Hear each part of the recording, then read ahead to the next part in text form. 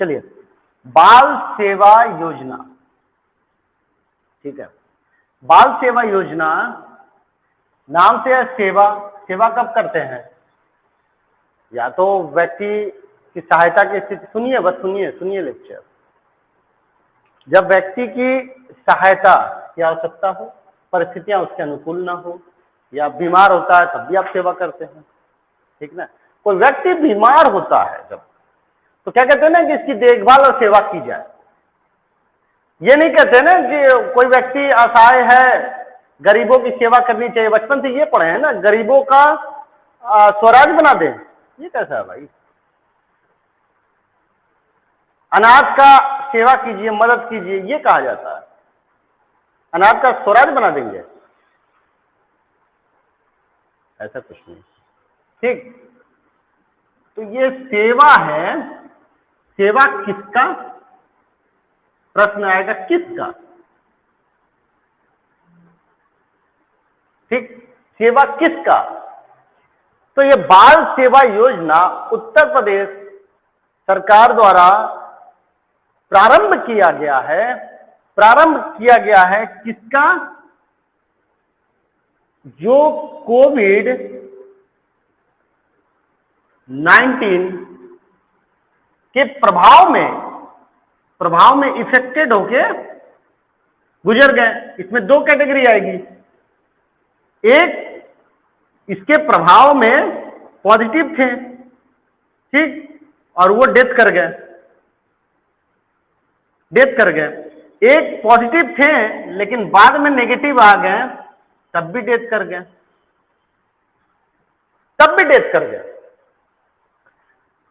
प्रश्न उठेगा किसके लिए लागू किया जाए? इसके लिए तो है ही, इसके लिए भी है। यानी ये पॉजिटिव नेगेटिव बाद में हो गया, लेकिन वजह क्या रही? कारण कोविड-19 के प्रभाव में। दूसरा प्रश्न आएगा कि भाई अगर पॉजिटिव और नेगेटिव दोनों, किसका पहले पॉजिटिव रहा हो बाद में नेगेटिव हो गया हो, ये किसका? अब ये कौन? ऐसे बच्चों के जिनके, ठीक, जीवित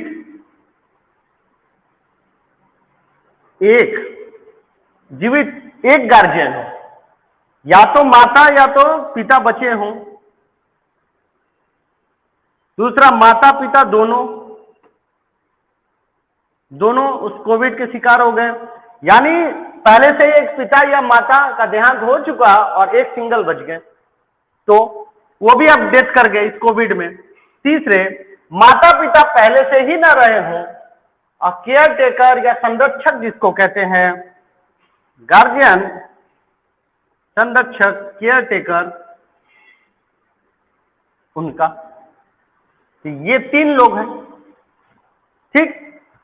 यानी एक पहले से देहांत हो गया हो और उसके माता या पिता में से कोई एक बचा हो, और उस कोविड के प्रभाव में देहांत हो गया, माता पिता दोनों उसमें देहांत हो गए, संरक्षक और केयर टेकर, ये हो गया, ठीक है।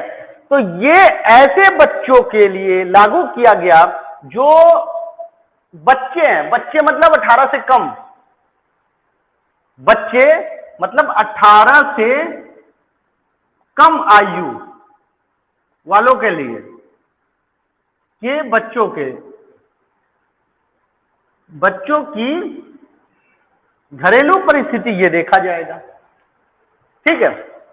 तो ये है बच्चों का। अब इसके लिए क्या योजना चलाई गई है, ये तो कंडीशन है कि किसके लिए है। अब प्रश्न आएगा कि भाई किसके लिए है, तो क्या है? अब क्या है उसके डिटेल में आइए, ठीक है। क्या है अगर देखा जाए,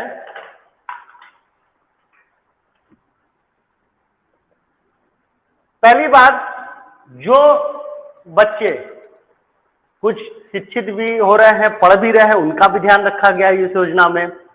जो बच्चे अनाथ हैं उनके भरण पोषण के लिए भी चाहिए। जो बच्चियां हैं 18 साल प्लस होने वाली हैं, यानी 18 से कम है और शादी की एज में जाएंगे, उनका भी ध्यान इसमें रखा गया है।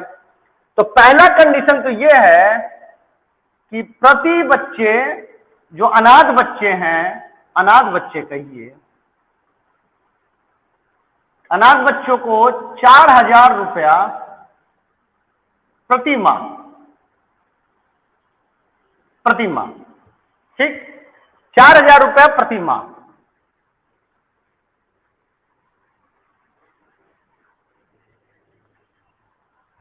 ₹4,000 प्रति माह दिया जाएगा। दूसरा,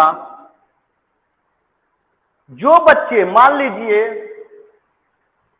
विवाह के लिए हैं, लड़कियों, बच्चियां दो होंगे ना कंडीशन, बच्चे दो प्रकार के हैं, एक मेल बेबी, एक फीमेल बेबी, ठीक। तो इसमें दो कैटेगरी बना दिया गया कि जो बच्चियां हैं उनके लिए कुछ विशेष प्रावधान, ठीक है ना, उनके लिए कुछ विशेष प्रावधान, और जो बच्चे मेल वाले हैं उनके लिए तो है ही, उनको 4,000 रुपया दे रहे हैं। दूसरा, जो व्यावसायिक शिक्षा ग्रहण कर रहे हैं, टेक्निकल कुछ कर रहे हैं, ठीक है, उन्हें लैपटॉप, ठीक, लैपटॉप और टैबलेट उपलब्ध कराया जाएगा ताकि वो एक्सपर्ट हो, उसमें किसी प्रकार का तकनीकी बाधा न हो। आप जानते हैं इस चीज को कि कोविड के प्रभाव में शिक्षा सेक्टर सबसे ज्यादा प्रभावित हुआ, लोग स्कूल कॉलेज और कहीं नहीं जा पा रहे हैं। तो ऐसी स्थिति में टैबलेट, कंप्यूटर, लैपटॉप, मोबाइल इत्यादि के माध्यम से ऑनलाइन शिक्षा ग्रहण की जा रही है। अनाथ बच्चे के पास ये समस्याएं आ सकती हैं और आती रहती हैं। इसके अतिरिक्त तकनीकी शिक्षा ग्रहण करने के लिए भी तकनीकी साधनों का होना बड़ा अनिवार्य है। अनाथ बच्चों की स्थिति ये नहीं रहेगी कि 30,000 का टैबलेट, लैपटॉप ले, 25,000 का लैपटॉप ले, 20-22,000 जो भी अलग अलग रेंज में आते हैं, टैबलेट ले 15-20,000 का। ऐसी स्थिति में उन्हें सरकार द्वारा प्रदान किया जाएगा, ठीक है। ये व्यावसायिक शिक्षा होगी। अब दूसरा जो कंडीशन है इसमें कि मान लीजिए, पहले इनका देख लें कि बच्चियां जो विवाहित योग हो जाएंगी उनको 1,00,000, ठीक, 1,01,000, 1,01,000 रुपए शादी अनुदान दिया जाएगा, शादी अनुदान दिया जाएगा, ठीक है, शादी अनुदान उन्हें दिया जाएगा। क्लियर? तो ये कुछ प्रावधान है। अब इसके अतिरिक्त जो है, मान लीजिए कुछ बच्चे हैं जो 10 वर्ष से कम आयु के हैं और उनके मान लीजिए कि कोई एक्सटेंड फैमिली नहीं है, जैसे किसी को गार्जियनशिप दे दिया जाता है, ठीक है, एक्सटेंड फैमिली नहीं है उनके पास। एक्सटेंड फैमिली का मतलब है कोई उसके रिश्तेदार है, वो संरक्षक बन गए हैं, तब तो उन्हें ये वाला लाभ मिलता रहेगा, ये लाभ मिलता रहेगा। मान लीजिए कोई ऐसी भी फैमिली है जिनके देहांत होने के बाद उनके बच्चों का देखभाल करने वाला कोई रिश्तेदार, परिवार, खानदान कोई नहीं आया, बोला भैया हमसे कोई मतलब नहीं, ठीक है। ऐसी स्थिति में उन बच्चों को सिर्फ पैसा देने से काम नहीं चल जाएगा। 10 वर्ष से कम आयु के जो बच्चे होंगे, 10 वर्ष से कम आयु के बच्चे, उनके लिए राजकीय बाल गृह शिशु, राजकीय बाल गृह शिशु में आवासीय रहता है, वहां रखा जाएगा।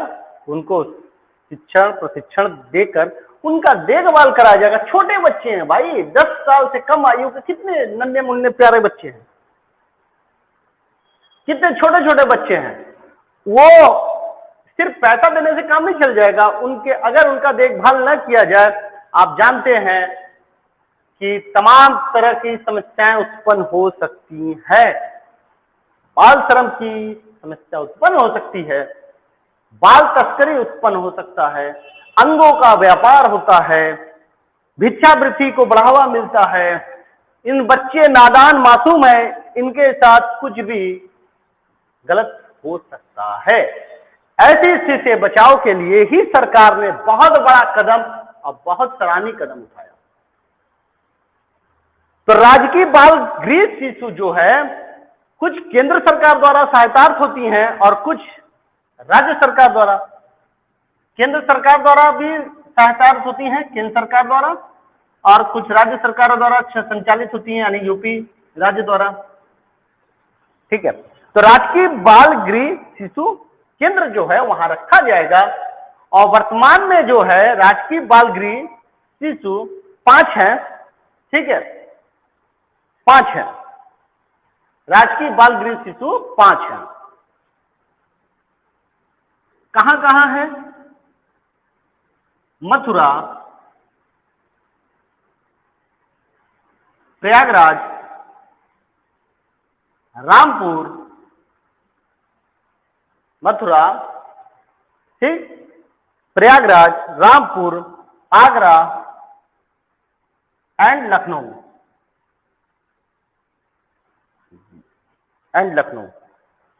ठीक, ये लखनऊ, ये 5 शिशु बाल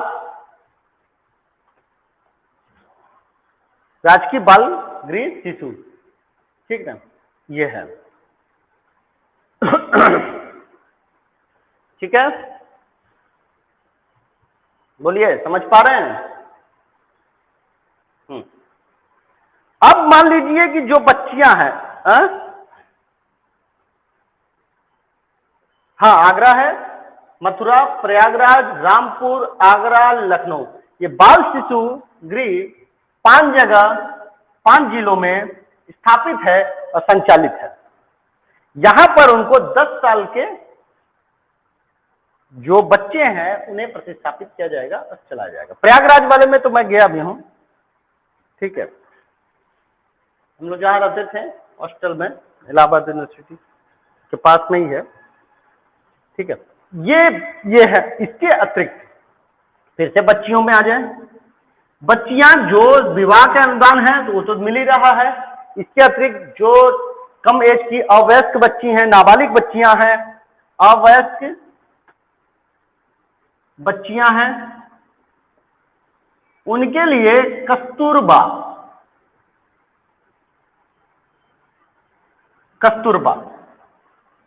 ठीक, उनके लिए कस्तूरबा गांधी आवासीय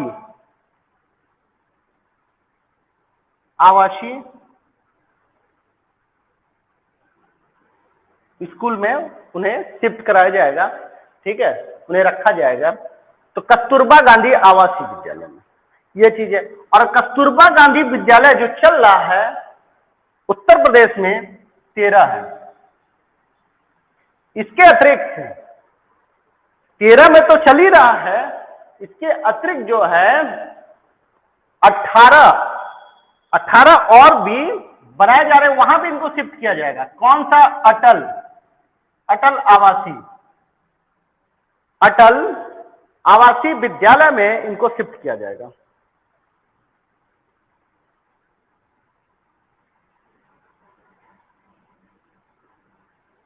अटल आवासीय विद्यालय में इनको शिफ्ट किया जाएगा।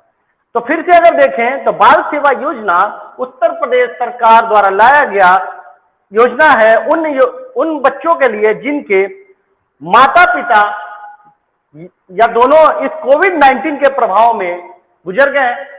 ठीक है, या उनके एक पिता या माता पहले से गुजर गए थे उनके, यानी अब उनके माता पिता में से दोनों कोई नहीं है। तीसरा कंडीशन ये भी है कि अगर उनके कोई गार्जियन पहले से ही नहीं है या संरक्षक केयर टेकर के रूप में कोई संरक्षक है तो उनके लिए, यानी किसी भी तरीके से उनका कोई नहीं है। कहते हैं ना ऊपर, जिसका कोई नहीं होता है उसका ऊपर वाला होता है। ऊपर वाला ही, अब तो ऊपर वाला स्वयं नहीं आएगा, सरकार आएगी। तो ऊपर वाले में ये कंडीशन रखा गया है, उसमें भी बच्चियों के लिए विशेष प्रावधान किया गया है। अवयस्क बच्चियां जो हैं उनको कस्तूरबा गांधी 13 जो विद्यालय संचालित हो रहे हैं, चल रहे हैं, वहां पर शिफ्ट किया कराया जाएगा जो अवयस्क बच्चियां पढ़ रही हैं। ठीक है, अटल आवासीय योजना और बन रहे हैं, स्थापित हो रहे हैं, उनमें भी विस्तार दिया जाएगा। इसके अतिरिक्त जो प्रति अनाथ बच्चे हैं उनको 4,000 रुपए तो प्रति माह सबके लिए है। ठीक, लैपटॉप, टैबलेट ये उपलब्ध कराया जाएगा। जो व्यवसायिक कोई प्रशिक्षण ले रहे हैं, आईटीआई वगैरह जो भी कर रहे हैं, XYZ, 10 वर्ष से कम आयु के बच्चे राजकीय बाल गृह शिशु में स्थापित किया जाएगा। वर्तमान में 5 केंद्र स्थापित हैं उत्तर प्रदेश में। ठीक है, ये पूरी प्रक्रिया रही बाल सेवा योजना। ठीक, तो मेरे बताने का उद्देश्य यह है कि आप लोग करंट अफेयर्स से जुड़े रहें। करंट अफेयर्स के इतने महत्वपूर्ण टॉपिक को इग्नोर करना, फिर तो परीक्षा निकालना एक दिवस स्वप्न हो जाएगा। दिवस स्वप्न हो जाएगा, जो खुली आंखों से आप देख रहे हैं कि आप डीएम बन गए, एसडीएम। तो कैसे बनेंगे भैया, ये पढ़ेंगे तब ना। ठीक है, तो ये चीज आपको ऐसे टॉपिक को ध्यान में रखना है, पढ़ना है अपने। ठीक है।